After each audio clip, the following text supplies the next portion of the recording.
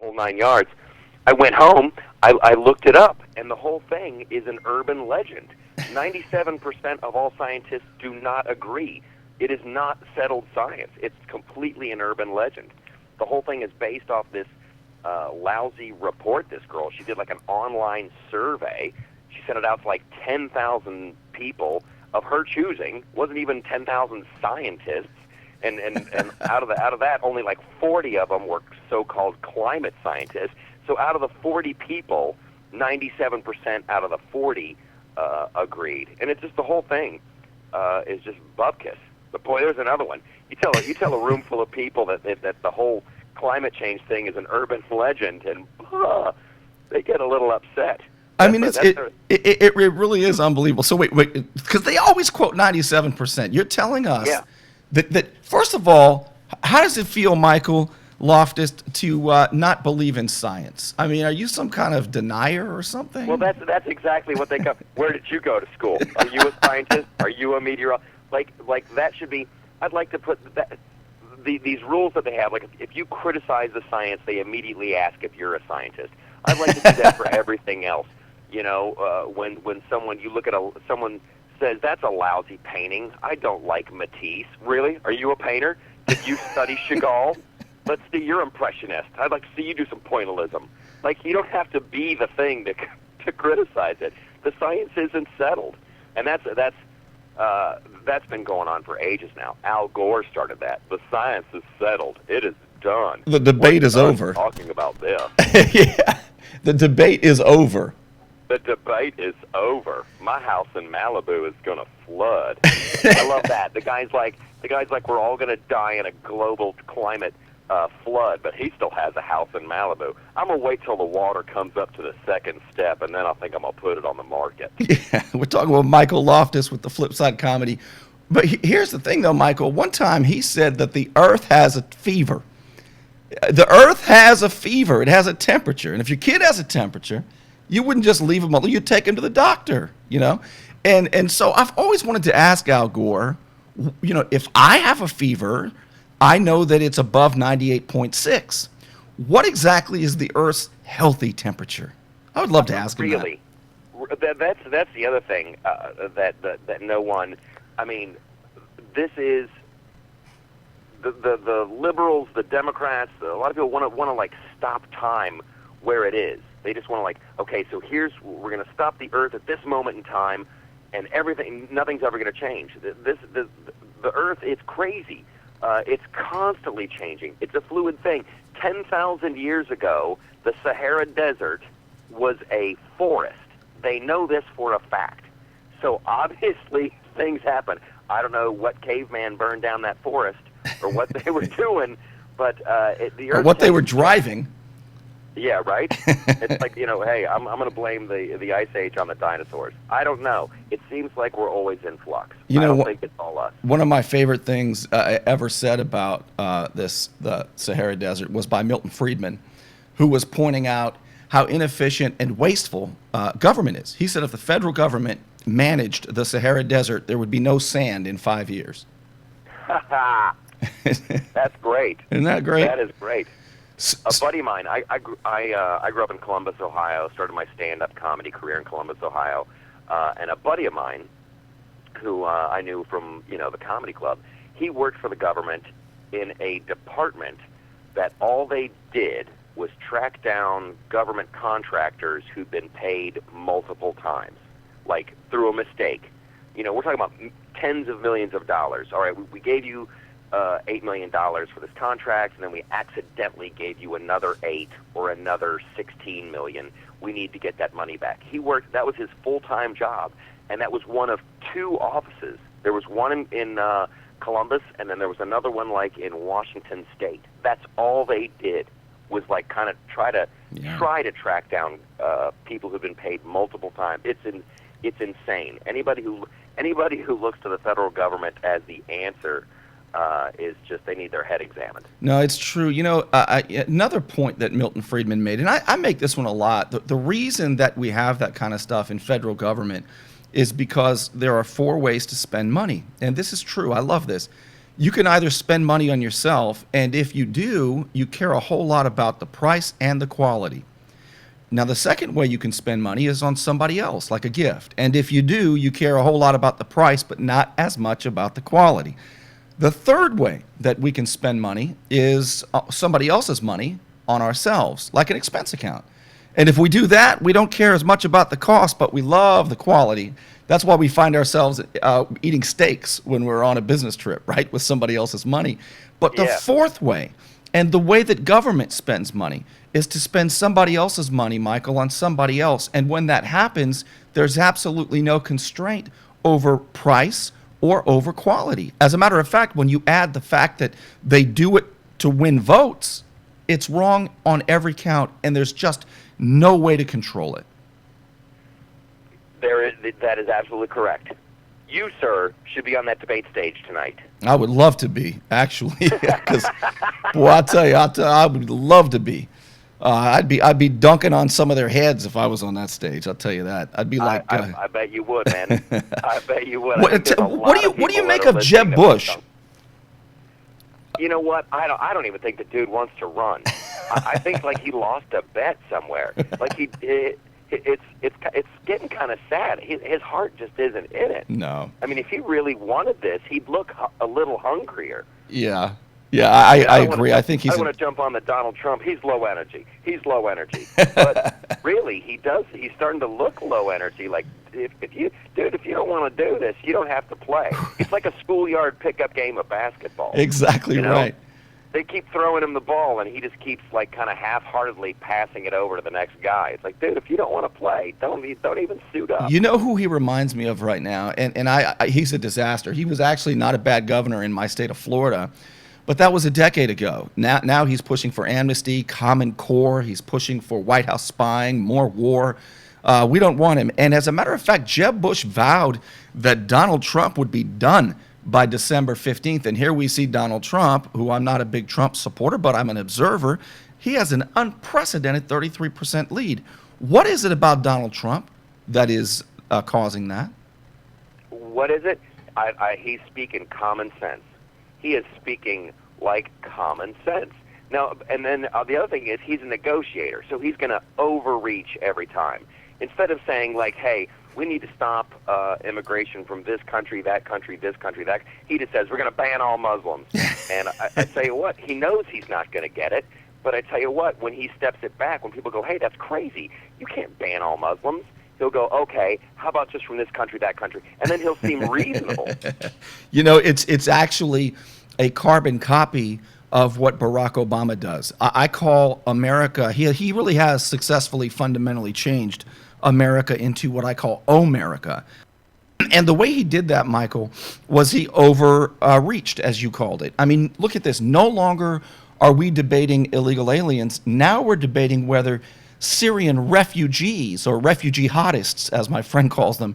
And we don't even debate abortion anymore, Michael. Now we're debating whether or not it's okay to chop up baby parts and ship them through Planned Parenthood, to which, of course, Democrats say, of course it's okay, as long as there's no profits being made, because, of course, profits is the real evil here. Oh, yeah. Yeah, that's something that I have totally noticed in the propaganda war, is the language change. Like, they couldn't wait to change it from illegal alien to undocumented worker. Yeah. You know? Undocumented worker just sounds like, hey, he's a good guy. He just doesn't have his blah, blah, blah license yet. Right. And where they feel like illegal alien, illegal is in the name. Right. I have a friend, Michael, who says calling an illegal alien an undocumented worker is like calling calling a drug dealer a pharmacist. You know, is what he says. Exactly. I mean, now they're dreamers. I mean, not only are they undocumented workers, they are friggin' dreamers. That's better than being a citizen now. Yeah, it's crazy if you sit and think about it for too long.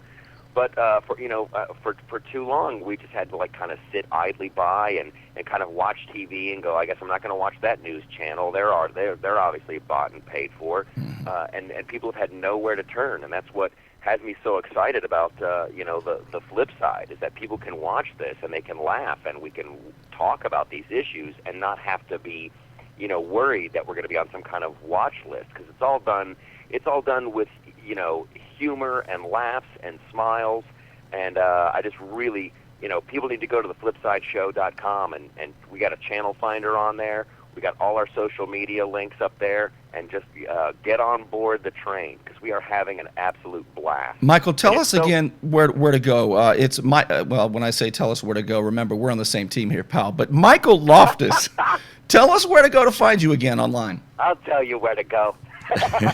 It's theflipsideshow.com. Great. That's our website, and Flipside Loftus is the Twitter. Our YouTube channel is blowing up. The Twitter's blowing up. It's just once people are aware of the show, they tune in, and they're just they're on board 110%. Well, Michael, you're really terrific, and one of the things I think I get frustrated oftentimes, because here's what I think. I think that liberty is cool.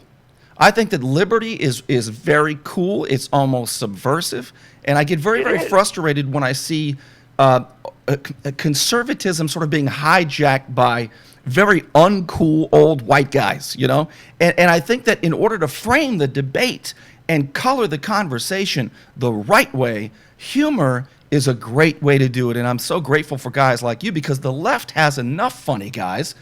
We need some funny guys telling the truth, and I love that about you. Well, that's just it. Part of the propaganda machine, part of the whole thing is like when your average American, when they're told, okay, now picture a conservative, close your eyes and picture a conservative. They picture an old white guy in a suit, probably with a huge pile of money and, with slave labor behind him. Who's not even a conservative either, right? They'll picture like John McCain or something. Yeah, right? And it's like right now, being somebody who is into freedom and into liberty and it's like the most punk rock thing I can think of. Exactly. It's the most independent, dangerous, edgy thing ever. It's funky, baby. It's funky, right? It's absolutely. It's where it's at. I mean, look, Jon Stewart, I think, is brilliant. I love watching Jon Stewart. I think he's wrong, but damn, he was talented, wasn't he? And you, if you're like me, you study your craft. You're a comedian. You're a political commentator. That's about all I know about you, so you're safe. But tell me, Michael, who influenced you? Why did you want to go about this? Well, I tell you, I mean, I got into comedy there. My dad had all those great. He had like the old Jonathan Winter stuff. Oh, he's my favorite.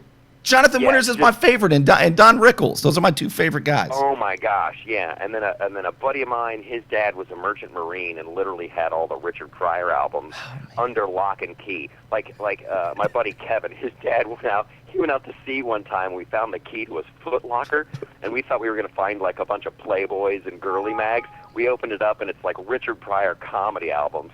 So we listened to those, and that guy.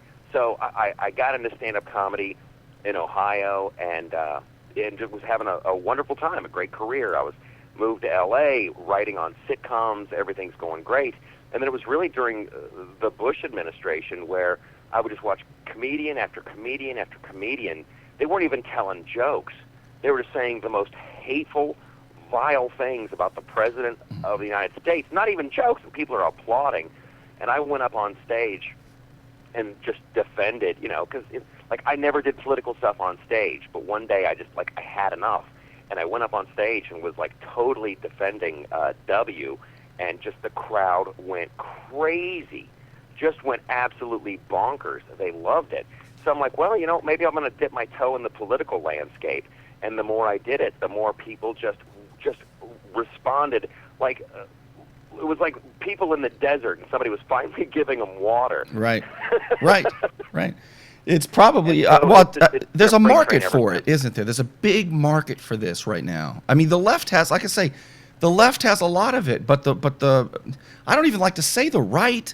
I just want to say people who believe in limited government, people who believe in, personal responsibility. Well, conservatives. that is the really, really encouraging thing. Because I'm in LA, and I got a lot of friends who are way far left. But when you start to really talk about the numbers and the waste, and how this one size fits all solution isn't a good idea, they start agreeing with you. Yeah. What we're talking about is not, it's not crazy. It's not subversive or wrong. Right. This whole thing, I swore I would never be like a big founding fathers Constitution guy, crying at a chalkboard. But it's true. Our system is perfect. We should have 50 states doing 50 different experiments. States' rights are huge. And I tell you what, if some state does figure out how to give everybody free health care and nobody's taxes go up, then by God, let's do what that state's doing. Right. But just having this giant, it's like Obama and Darth Vader and the evil empire. Right. I'm trying to use a Star Wars reference here. Just tell us one size fits all. It's horrible. Now, if you had said Chewbacca, I'd have been on to you. Now, here's what I say, Michael Loftus. I say that it's no longer, and I wonder if you agree with this. This is one of my most important political observations, and one of the driving themes of this program, is it is no longer politics as usual. America is not Republicans versus Democrats as much as it is insiders versus outsiders. And you and I are on the outside. And here's my proof to a Republican. I'd say, let's take Jeb Bush and Hillary Clinton. Do you really think that you have more in common with Jeb Bush than he has with Hillary? Or I take a Democrat. Do you really think you have more in common with Hillary than she has with Jeb Bush? It is now the insiders versus the outsiders. And the more people we can get to see that, maybe we can get them to question their allegiance to party rather than their allegiance to the truth. That's a great point. And one thing that always frightens me, and I got nothing against lawyers, but if you look at the current administration, they're all lawyers. Yeah. Like, no one has any real world experience.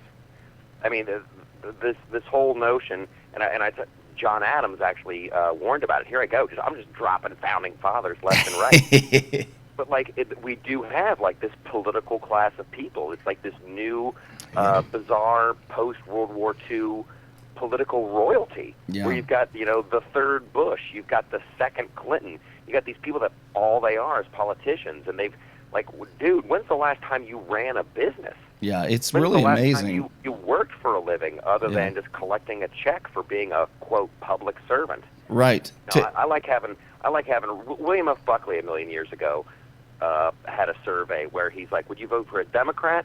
Would you vote for a Republican, or a bunch of people randomly chosen from the phone book? And I tell you what, the phone book party always won. Absolutely. And I'm all in favor of the phone book party. That is absolutely right. I'll tell you, to borrow from another founding father, Shakespeare, I believe Shakespeare might have been. Shakespeare was I think so. Yeah, his best friend. Yeah, he said, hell is empty and all the devils are here. And I'll tweet every now and then that hell is empty and all the lawyers are here. That's how I feel oftentimes. Yeah, I tell you, I mean, we need lawyers, right? When a buddy of mine's a lawyer, and he's like, everybody hates lawyers until they get into a car wreck, and they're like, "Where's my lawyer?" Right. I don't want to burn all the lawyers, but I tell you what, you can't have just a government just full of nothing but lawyers. Well, that's why I believe lawyers ought to be treated like doctors. Here's what I think, Michael. Tell me if I'm onto something. I keep hearing these commercials on the radio about this is the time for open enrollment. You can get health insurance now. I think we ought to have an open enrollment season for lawyers. That's all. I don't want to get rid of them entirely. Let's just have an open enrollment time. That's all. I want to see that commercial on Fox. I'm a reasonable guy. Completely reasonable. Now's your chance. It's open enrollment. Are you a lawyer? Do you need a lawyer? Exactly. I mean, operators standing by. Could you imagine if lawyers were treated the way doctors are treated in America? It wouldn't. If we said if this was the new rule, if I were the king and I said, okay, from here on out, lawyers and doctors are going to be treated the same, guess how much better health care would become overnight? Oh yeah, yeah. See, we do this segment on the show called Michaeltopia, where I talk about if the world ran the way I saw fit. And dude, that's a perfect Michaeltopia. Take In it. Michaeltopia, doctors and lawyers are treated the same. Yeah, healthcare would be fixed overnight. Take it. Oh, Yeah. I'm your new shadow writer, baby. Now. There you go. we have great submissions from the show. That's right, man. But you had, and I did not see this, but I saw you tweeted somebody recently, and you had 7 suggestions for the Republican Party. What are some of those? Oh, this is from a monologue I did on the show, so I'm going to try to remember the best I can. Number one, do what you say you're going to do, right? The days of the empty promise, and that's why they're all freaking out right now, because, listen, we'll throw the bums out. If you run on a platform of you're going to do X, Y, and Z, buddy, you better do X, Y, and Z. You better be a person of, value and honor. That's one of the things. Second of all, don't feel like you have to pretend to be one of us. Don't wear blue jeans, right? I don't like it when these guys who look like they've been born in suits all of a sudden start walking around with their sleeves rolled up wearing jeans hey, I'm just going to work on my old motorcycle. No, dude, you're not. And take those jeans off, put on a suit. You are a suit guy. Yeah, he wants to convince us he just stepped off a bull, which is, what we're about to step into. I always get embarrassed for them when they do that. Hey, I'm one of you. The instant you try to put on an outfit to make you look like one of us, right, makes you so not one of us. That sounds like my daughters. My daughters are 11 and 13, and if Daddy tries to pretend he's cool, you should see how they look at me. Probably the way you look at them. Oh, yeah. Yeah, you can't say that, Dad. You can't say that word anymore. I get that from my kids. I got 2 sons. They're about the same age as your kids, and I'll say stuff, and they'll look at me and like, no, Dad, that's not a word you're allowed to use anymore. Right. So here's one of my if I were the king, right? This is a political reform I would love to see. I call it the Mission Impossible Act, and it would look like this.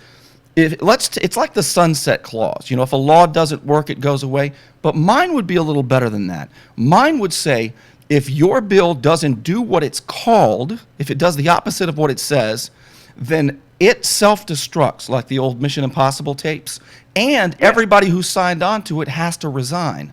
Now, do you think if we had the Mission Impossible Act, the ultimate sunset clause, they wouldn't be signing on to this stuff? They wouldn't take the chance. No one would sign anything, dude. No one would sign anything. Talk about government would shut down. Yeah. Seriously, they'd be freaking out. Exactly right. Well, listen, I appreciate it. Let's do this again. Michael Loftus, they can find you at, tell us again where so I don't blow it. We need to go to theflipsideshow.com. That's the website. That's got your channel finder. We got new episodes coming up all the time. We've had great guests, Ann Coulter, Charlie Sheen, David Webb. The list goes on and on. Theflipsideshow.com. Follow me on Twitter. Check out the YouTube channel. It's an extravaganza of good times.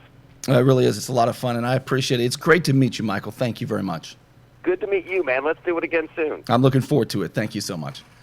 All right, listen, I'll tell you what we're going to do is we're going to hang around for just a little bit here. In fact, if you want to join me, if you've got questions or comments, if you want to call the show, I'm going to give you the phone number. But we need to get serious here because America sure looks a lot different. And what's happening with school districts shutting down, as a matter of fact, the biggest school district shut down. Do you notice that at the very time Democrats tell us don't give in to fear, is the very time they tell us that free speech is too dangerous. And now we've closed down a district, this whole entire school district. Is that changing the way we live our lives based on fear? Or is that changing the way we go about our day based on important intel, based on facts and reason? This is what bothers me. And Michael Loftus touched on this a little bit. What bothers me is the way that the left is able to frame the debate and color the conversation, and the inability that we have had in really refuting that. And as Michael said, in different words, we should never be on our heels because we are right.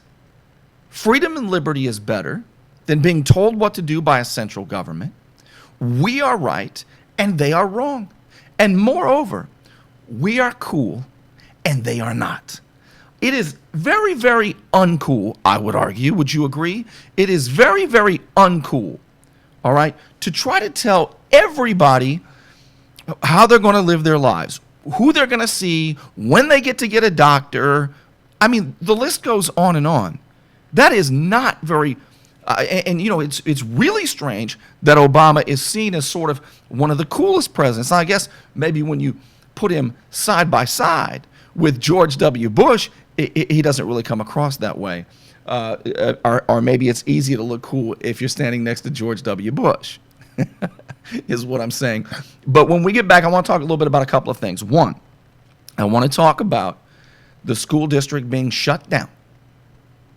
And number two, I want to talk about the Bill of Rights because December 15th is Bill of Rights Day. December 15th is Bill of Rights Day. And I'll bet you if you ask 10 people, what is the Bill of Rights? The majority of those 10 people would not know what the Bill of Rights is. And I want to talk a little bit about the Bill of Rights, what it is, why it's important, how it got there, and so on and so forth, and why we need to defend it with all of our might. We'll be right back in just a moment on myfreedomradio.com, on YouTube, on our My Freedom Radio channel, and of course on Fox 28 WPGX, and on Periscope. We'll be right back. Don't go anywhere.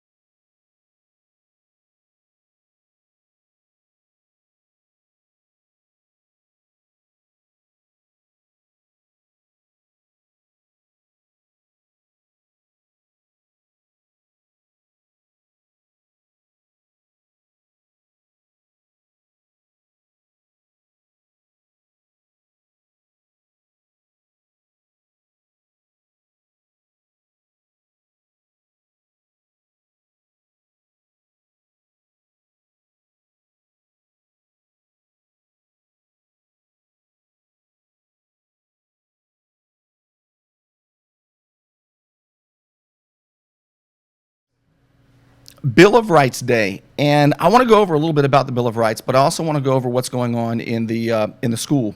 L.A. officials, Los Angeles officials, defend closing all the schools despite evidence suggesting that the bomb threat was a hoax. Now, well, the first thing people are going to say is, well, what if they saved the lives? What if they thwarted a terrorist attack, Burnie? You're making fun of it. No, I'm not making fun of it. This is a very serious thing. It is a very, very, very serious thing. However, the president is the one telling us not to give in to fear. And if based on an email saying that there may be a bomb in a backpack, if that is now the threshold of closing down a school system as large as Los Angeles, I mean, that's pretty amazing, wouldn't you say? That's pretty remarkable. I want to get your thoughts on this. I personally am very skeptical about just about everything, to be honest with you. I am skeptical about most everything, and I see this as yet another hallmark of America. I see it as another way to incrementally get us to see what used to be bizarre and view it as something that's more ordinary.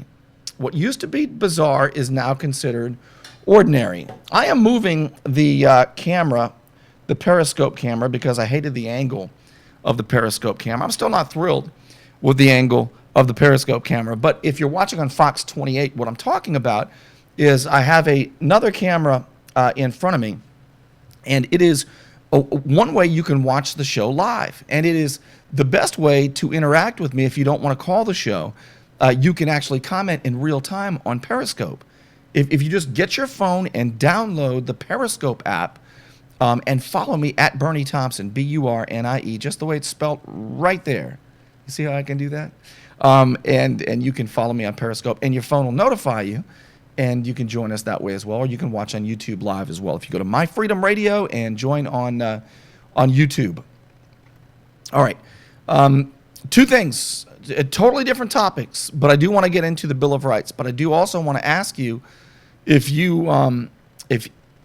are we going to be a country where an email threatening to put a bomb in a backpack is enough to shut down an entire school system? Just listen to part of this developing story.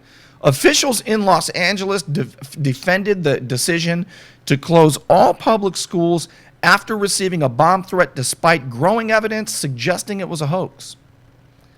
The threat, which school officials had initially called credible, was sent to a school board member and described a bomb in a backpack and other packages in the schools. A government official confirms this to Fox News. Now, New York City said they had received a similar threat, but concluded it was not credible. New York Police Department Commissioner William Bratton said the person who wrote the note claimed to be a jihadist, but that made it clear the person was a prankster. That's it. FBI sources tell Fox News they and the LAPD also deemed Monday's email threat to be non-credible. Now, the superintendent, Ramon Cortines, I think it's Cortines, said, I made the decision to close the schools. That's what he said. I made the decision to close the schools. He also said every school in the district, and there are more than 500,000 students in that district, would be searched. Now everybody's going to be searched. Is that probable cause? Does probable cause apply? It's a good question, isn't it? Especially on the Bill of Rights Day. On a government premises, does the Bill of Rights apply? Does it apply to students? Does it apply to people who are under 21? What is the Bill of Rights, by the way? And do we need a Bill of Rights Day? You know what Chris Ann Hall says? Chris Ann Hall says every day is the Bill of Rights Day. And I agree with her on that. So let's talk about the Bill of Rights. Also, phone lines are open. And the show has another maybe 24 minutes, it appears to me. So we'll be taking phone calls if you'd like to join us. Phone number is 850-252-8260. 850-252-8260 is the number. The Bill of Rights is, of course, what? The first 10 amendments to the Constitution The first 10 amendments to the Constitution. And they came when? They came just 4 years after the Constitution was ratified. In 1787, who gives a flip about this stuff? This is important stuff. In 1787, the states agreed to a compact, and they ratified the Constitution, which is a compact among the states that created the federal government. That's what it is. It's not an agreement between the states and the federal government. It is an agreement among the states that created the federal government. So they came up with the Constitution's ratified in 1787, and Ben Franklin walked out of the Constitutional Convention. Remember that? Who remembers that? How do you remember that? Where'd you read it? He walked out, and a lady said, "What have you done?" Who knows what Ben Franklin famously told that lady? "What have you given us?" she asked. Who knows what Ben Franklin said he had given her? "A republic, madam, if you can keep it." A republic, if you can keep it. What is a republic? I thought he gave us a democracy. That's what they tell us, a democracy. But do you know something? The term democracy is not even mentioned in the Constitution, in the Bill of Rights, but especially not in the Constitution that was ratified in 1787, and it was not even mentioned in the Declaration of Independence. So what is a republic form of government? Basically, the way I see it, it is understanding the rule of law, that we are governed by representatives we send, but also that we are governed by law. Not by the whim of man, but by the rule of law.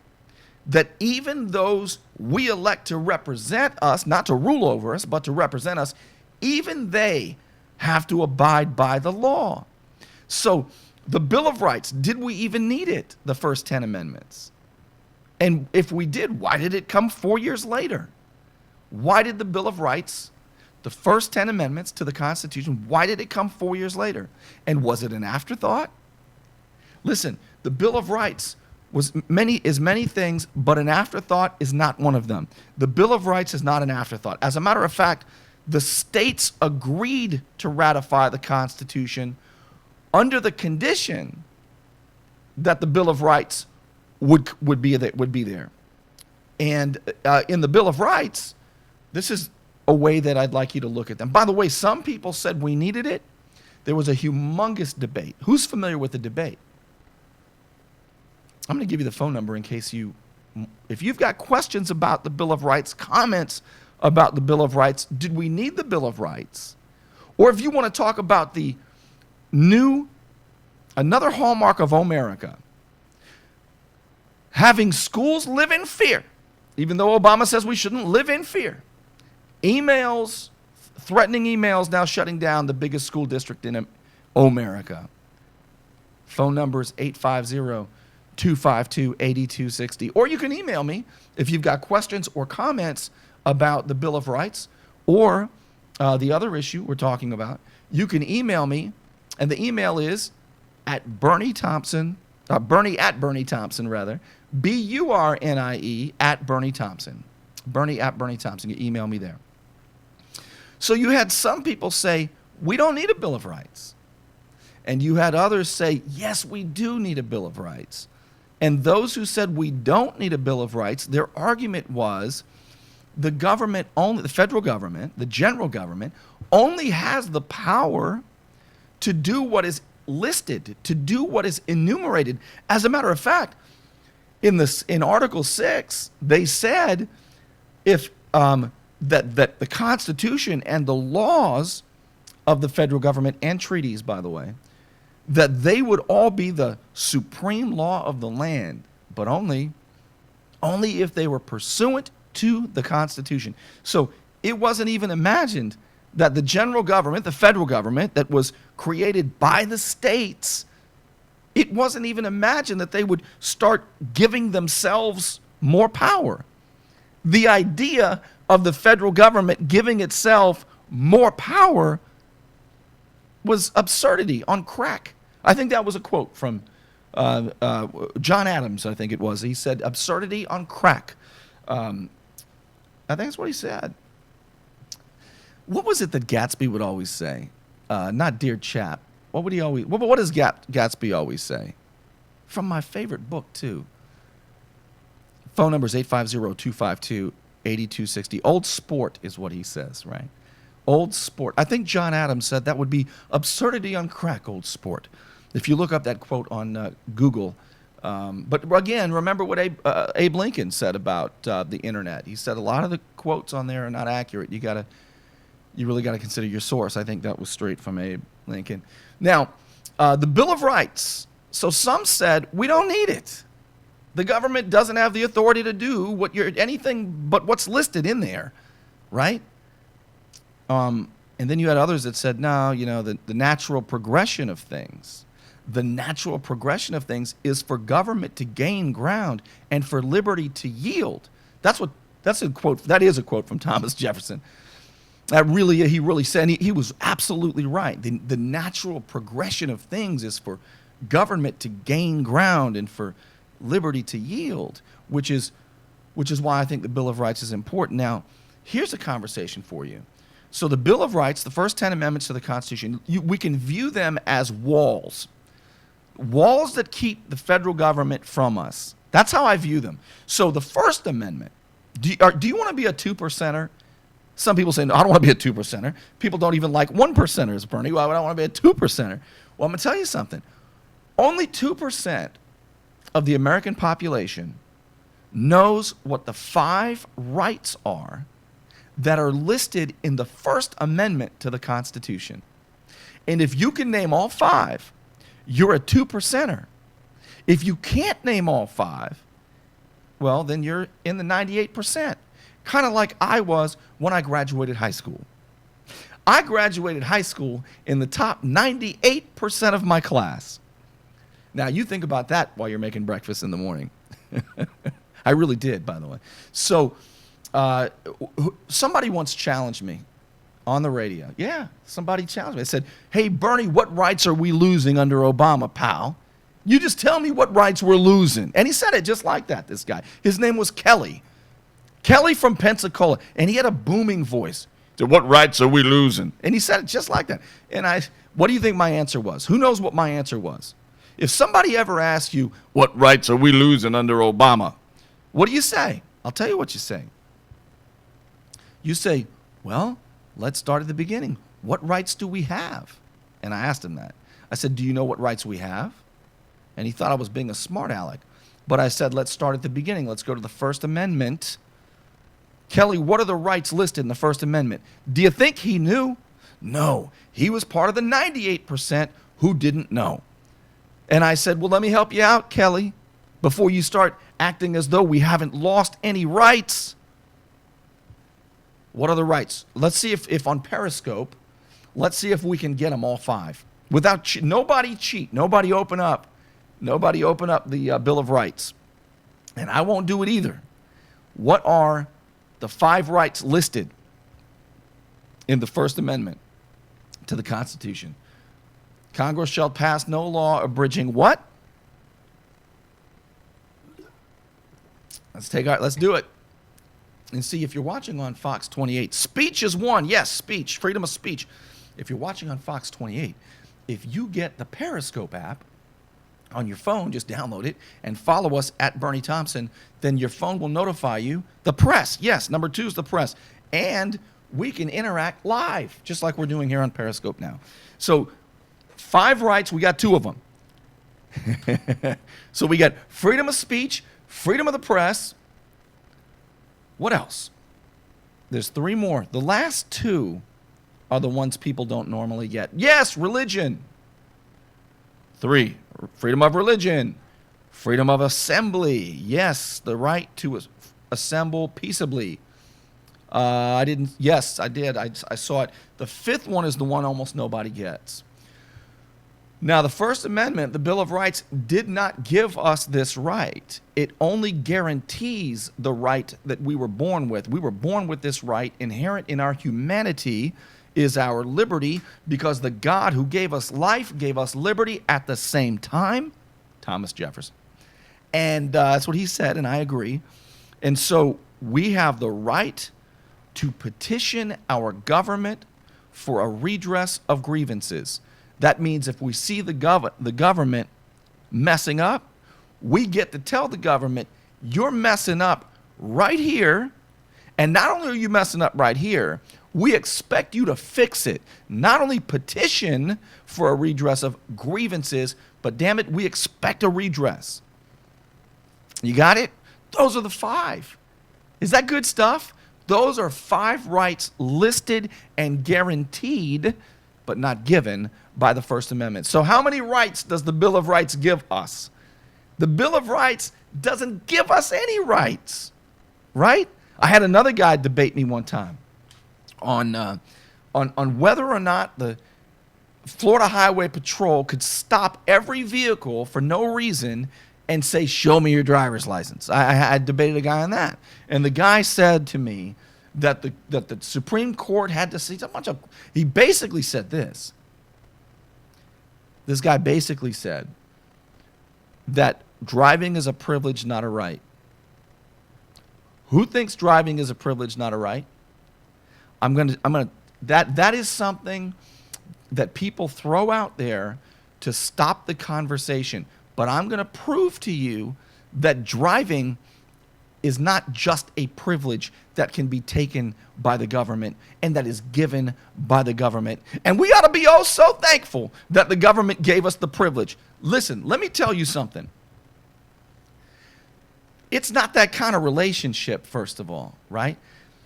I give privileges to my children. Daddy, can we go to the movie? Well, let me think about it, right? They don't have a right to go, but you and I, as adults, as free Americans, we have the right to liberty. And within liberty is the ability to travel. This is important. Are you ready for this? Whose roads are those? Are those the government's roads? Or do you believe, as I do, that this land is your land, this land is my land? Those government public roads are our roads, Jack. They belong to you and me. So we have the right, guaranteed in liberty, to get in our mobile domains and to drive on our roads without justifying ourselves with no reason to the government. We have that right. And listen, the guy told me, here's what the guy said who debated me on this. He said, so this is exactly how he said it too. He said, so that was decided back when the Constitution was wrote, before we even had cars. I'll never forget the way he said it. So that was decided back when the Constitution was wrote, before we even had cars. And I said, what does the Constitution do? Does it give us rights? And the guy said, yeah, it gives us rights. And I asked him, did you ever swear to support and uphold the Constitution? And he said, yes, I took the oath. And I said, then I suggest you learn what it means. I would play the clip if I knew where it was at my fingertips, but I don't have it at my fingertips. But yes, I do have that debate. And the point I'm making to you is, what kind of American, what kind of free person would say, oh yeah, driving's a privilege? What other privileges does the government give you? The government's not in the privilege giving business. Daddies are, right? Parents are. But I'm telling you, it's not that kind of relationship between the government and free people. Don't fall for it. By the way, it's never been decided in a court, and even if it had, I still would disagree, because the ability to travel our roads in our mobile domains freely is something that is included within liberty of travel, right? That's right. We give government privileges. They don't give us privileges. We tell the government what it can do and what it can't do. Now, since we live in topsy-turvy America, everything's been flipped upside down, and we need to take this and put it right side up again. So the First Amendment, 5 rights are guaranteed, but not given. The Second Amendment. You want to know something about the Second Amendment? That's really cool. This is something great. And it's another gotcha. I give a speech, by the way, on the gotcha questions of the Constitution. You know, like, hey, the Supremacy Clause says the federal government laws supersede state laws. And people think that's true, and they get intimidated, but that's not, as I pointed out earlier, at all what Article 6 says. The Constitution's easy. And you know what? It's short. And you know what else is great about it? It wasn't written for lawyers. And it wasn't written for the government to use against us. The Constitution is the rule book of the government. It's what we gave the government. Here's your rule book, follow it. Right? Some people think it's kind of like, here's the analogy I make. Okay, we have a rule book too. All right? If you are a religious person, the Bible is God's rule book, tells you what you can and can't do. It tells us what we can and can't do. But the Constitution doesn't do that. The Constitution is like our rule book we give to the government. The relationship kind of looks like this. God is on top, then the people, and the government's on the bottom. But guess what this government has done? This government has put citizens on the bottom, dreamers and refugee jihadists on top of us, and then the politicians stand at the very top. And we need to take that totem pole and turn it upside down and ram it right into the ground. Am I right or wrong? Can I get an amen?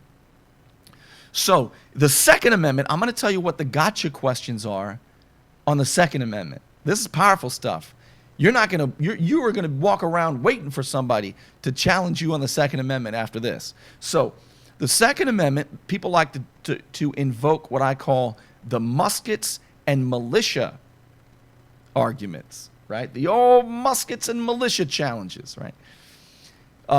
The founders didn't anticipate AR-15s, so therefore, somehow, the right of the people to keep and bear arms shall not be infringed doesn't matter as much because of technology, of technological advances. Okay, is that your position? That's my position. Do you feel the same way about the First Amendment? And then I love to watch people's faces. Because do you think the founders anticipated the internet or radio or TV? And do you think somehow those technological advances limited, mitigated, or reduced the freedom of speech, the freedom of the press?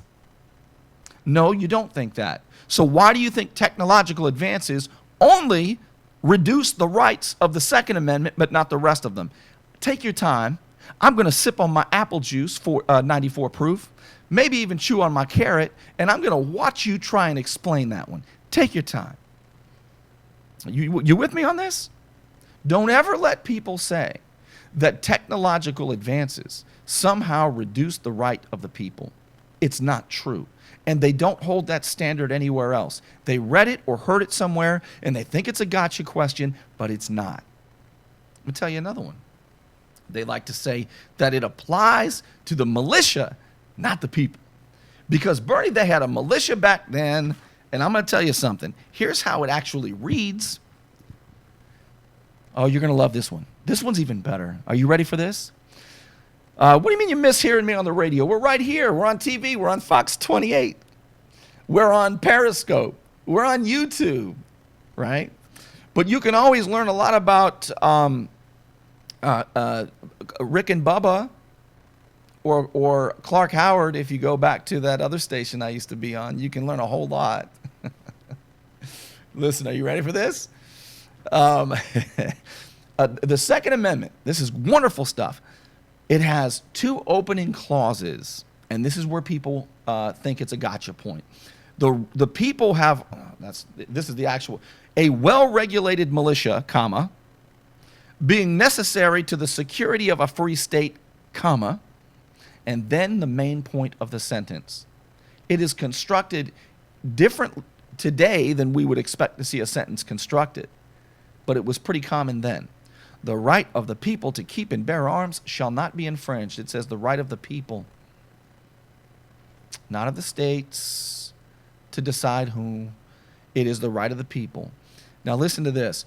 I like to ask people, which of the two opening clauses do you think reduces the right of the people to keep and bear arms? Go ahead. I swear I do this to people. But I mean, I don't go around looking for, I just wait till people come at me. Come at me, bro. And they come at me with this Bolshevik, and I just smile and ask questions. That's the way to do it. And I say, which of the opening two clauses do you think reduces the right of the people? Is it the one that says a well-regulated militia? Or is it the one that says being necessary to the security of a free state? Those clauses are descriptive clauses that actually empower the main point of the sentence. I'll prove it to you. Who knows what well-regulated meant in 1787? Well-regulated meant fine-tuned. Well-regulated did not mean you have the ATF, which by the way, alcohol, tobacco, and firearms. It's my opinion that that ought to be a convenience store, not a government agency. Because I can't tell you how much time I would save if that were a convenience store. Who agrees with? Can I get an amen on that one? So well-regulated meant fine-tuned, that it happens the same way, like a clock. It's like clockwork. So like clockwork, because we didn't have standing armies. We were worried about standing armies, and we're starting to know now why we were worried about standing armies. Aren't we? Even if they're civilian national security forces, even if it's that kind of standing army. We didn't like standing armies because we knew that they were a threat to our liberty. A fine-tuned, well-regulated militia. That means the people have guns. It is almost a tautology. Who knows what a tautology is? A tautology is circular reasoning. You hear a lot of people argue in tautologies. I'll give you an example. Somebody says, why are you against weapons of mass destruction? And the person, the guy will say, well, because they kill lots of people. Okay, that's not an argument. That is a restatement that is defining the term. It is circular reasoning. You haven't now if you say, well, because human nature and history, and you start adding concepts to it. You're not just defining the word, but you're adding concepts and history and context to the now you're making an actual argument, right? But if you just define it, that's not an argument. So militia was simply the people themselves who had weapons because we were, free. So a well-regulated, a fine-tuned militia was necessary to remain free, and that's why the right of the people to keep and bear arms shall not be infringed. It didn't say, well, we probably shouldn't, do some reasonable gun safety laws. It didn't say that.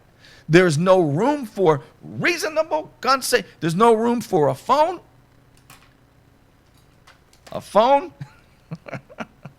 or a pen. There's no room for a presidential phone or a pen in the Second Amendment. The Second Amendment is clear, and it stands above the president. It stands above the Congress. It stands above the Supreme Court. Does this make sense? Aren't you excited the next time somebody says, well, the muskets or the militia thing, man, it's outdated because of technological advances. Aren't you excited?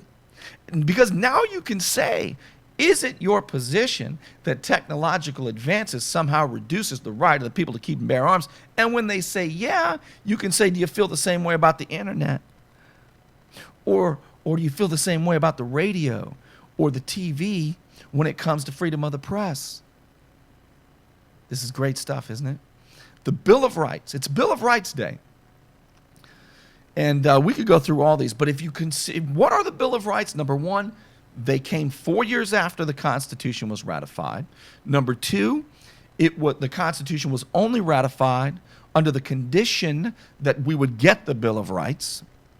And the Bill of Rights is a series of walls that keep the government off of us, that keep the government away from our property. And as John Locke explained, we have a property in our person. In other words, we own ourselves.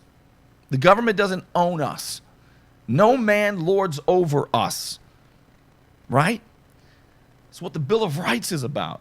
Now, I'm going to tell you that the Fourth Amendment is being trounced. Do we have 300 million, or 30 million rather? I don't want to be too ambitious. Do we have 30 million people yet who know this stuff? When we do is when we'll be okay. When we have 30 million people who know that the Fourth Amendment, the right to privacy essentially. Yeah, but Burnie, what's reasonable? It says right here. Are you ready for what's reasonable? Some people say, well, what's reasonable, Burnie, is safety. What's reasonable is if it doesn't take very long. These are reasonable. No, you made that up. It's not in here. You can't make it up. The right of the people, says the Fourth Amendment, to be secure in their persons, houses, papers, and effects against unreasonable searches and seizures shall not be violated, and no warrants shall issue, but upon probable cause, supported by oath or affirmation, and particularly describing the place to be searched and the persons or things to be seized. The one little word that gives us the reasonable standard is the word and, not or. So the government must do these things before they search or seize us. They must have probable cause. They must have a warrant. It must be issued by a judge. It must be describe the place to be searched or the persons or things to be seized. All of those must be met before it is considered reasonable. It's not reasonable because of the setup, because since some people are dangerous, now all of us become suspect. No. The setup, as I call it, the setup is how government uses other people's bad behavior to control the rest of us. But when they do that, the government breaks the law that we set in place for it. Right? All those must be met for something. So what's the reasonable standard? It says right here, and there's one little word that separates it, and it's the word and. That's the most important thing for you to know about that one. I'm going to do two more.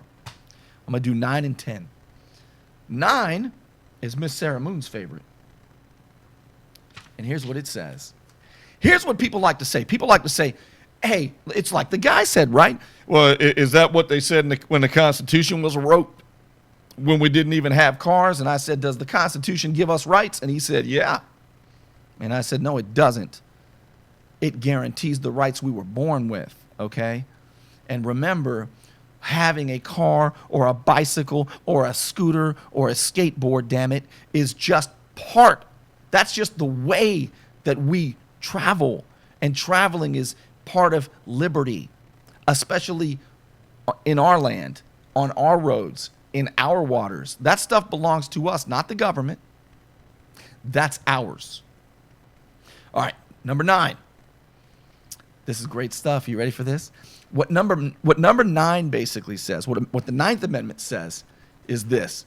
It says that we were born free, that the government doesn't give us any rights, okay? And don't try to say because it's not in the Constitution, it's not ours. In other words, the Ninth Amendment says the Constitution is for you, government. It's not for the people. We gave it to you. This is your rule book, not our rule book. We're free people. Here's what it says. The enumeration in the Constitution of certain rights shall not be construed to deny or disparage others retained by the people. All right? So the enumeration, the listing of these rights, like in the First Amendment, of certain rights, just because it listed some of them, shall not be construed or argued to mean that we don't retain every other right that's not listed in here, because this is not our rule book, it's the government's rule book. All right. The 10th Amendment. And this is good stuff? Is it exciting stuff or no? All right, finally. The 10th Amendment says that this Constitution, the supreme law of the land, it is a compact among the states, right? It is an agreement among the states, and we agreed to create the federal government. The federal government, we don't have among the states, look, we don't have an agreement with the federal government. We have an agreement with each other, right? We have an agreement with each other, and we created the federal government to be sort of like a referee, not the boss, right? We're the boss. Here's what the 10th Amendment says. The powers not delegated to the United States by the Constitution, nor prohibited by it to the states, are reserved to the states respectively or to the people. The powers not delegated, in other words, if the states, when they created the federal government, did not give the federal government those powers, if they're not enumerated, if it's not listed in there, then the states have the power and the rights, not the federal government. So rights are, unless it's in there, specifically in there, unless you can lay your finger on that part of the Constitution that gives you the power, federal government, to do it, you don't have the power to do it. You know who the father of the Constitution is often called? James Madison is often called the father of the Constitution. And James Madison, there were refugees, as a matter of fact. Oh, you ready for this one? Can I leave you with something great? Okay. There were refugees. Look, just Google this and you'll know the whole story. Google James Madison, lay your finger, and you'll see the whole story. James Madison, lay your finger, right? There was this argument in the Congress that the federal government, for the purpose of benevolence, we should appropriate, not invest, but appropriate taxpayer money. And we should take care of these poor refugees. To which the father of the Constitution, James Madison, said, lay your finger on that article of the Constitution that gives the government, even for matters of benevolence, the power to appropriate money to do that. You're going to have to show us where you think you have that power. And guess what? Nobody could lay their finger on that article of the Constitution that gave the federal government the power to appropriate taxpayer money, even to be compassionate or kind. Can't do it. It's not. Now, everybody here can reach in our pockets and we can put money in a hat and we can take care of these refugees, but not very many people wanted to do that. They wanted to take money from everybody else and be kind with everybody else's money. There's also a great story. I believe it was Daniel Boone. Was it Daniel Boone? Who tells a similar story. Davy Crockett, maybe? One of these guys, right? One of these guys. There's another great story that's very, very similar. But I tell you what, the sand has gone through the hourglass. So I'm going to wrap it up, but I sure appreciate it. Bill of Rights Day. I hope that you walk away from this feeling as though you gained something, because as Michael Loftus with the Flip Side Comedy and I were talking about, liberty is exciting. It's cool. And we are protected. Actually, we are guaranteed these rights that we got from our Creator, that we were born with. Inherent in our humanity is liberty, and it didn't come from any man. So therefore, no man can take them from us by right. Now, they often try by might. So as Chris Ann Hall says, even though the Bill of Rights guarantees these rights, the only way we can protect these rights is to stand athwart the federal government, to borrow William F. Buckley's word, and yell stop.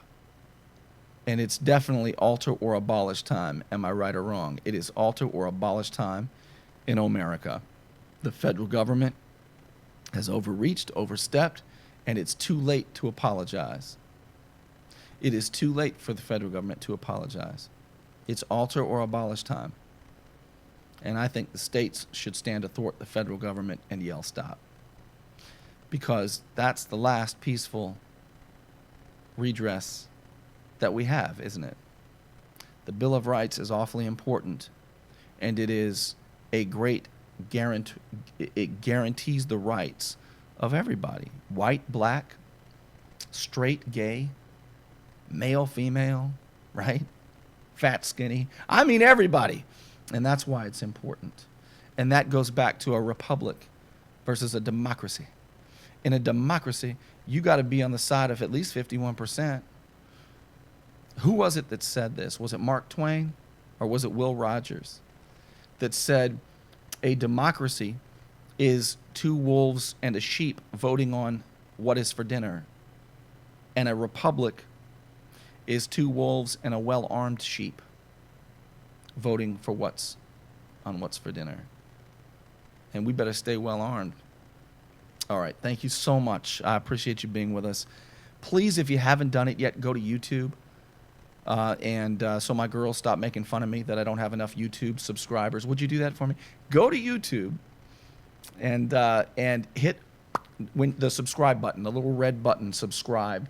It's My Freedom Radio is the channel, My Freedom Radio. Please subscribe to it. It would mean a lot to me. Thank you so much. And I will see you back here tomorrow, right? I sure will. See you then.